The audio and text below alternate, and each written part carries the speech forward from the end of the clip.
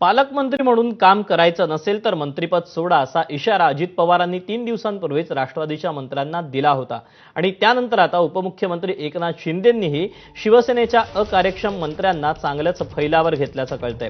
काही दिवसांपूर्वी शिंदेंनी शिवसेना मंत्र्यांची कॅबिनेट घेतली आणि त्यानंतर एक गुप्त बैठक बोलावली होती। या बैठकीत मंत्र्यांच्या कामावर नाराजी व्यक्त केल्याचं कळतंय। मंत्र्यांची प्रशासकीय कामाची पद्धत आणि पक्ष संघटनेकडे होणारं दुर्लक्ष यावरून शिंदेंनी संताप व्यक्त केल्याची माहिती मिळते।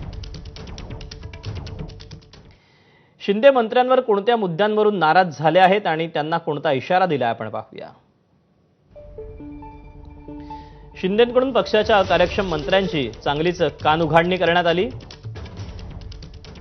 ज्यामध्ये मंत्र्यांची प्रशासकीय कामाची पद्धत आणि पक्ष संघटनेकडे होणारे दुर्लक्ष यावर शिंदेंनी खडेबोल सुनावले। जनता दरबार घेण्याच्या सूचना देऊनही वारंवार मंत्र्यांचं दुर्लक्ष होत असल्याचं शिंदेंनी सांगितलं आणि पक्षवाढीबाबत अनेक मंत्री कार्यरत नसल्याच्या तक्रारी आपल्यापर्यंत आल्याचंही ते म्हणाले। सोमवार ते बुधवार कॅबिनेट नंतर मतदारसंघ इतकंच रुटीन असणाऱ्या मंत्र्यांवर त्यांनी सपशेल नाराजी व्यक्त केली। जनतेचे प्रश्न सोडवा अन्यथा विचार करावा लागेल असा गर्भित इशाराही त्यांनी दिला।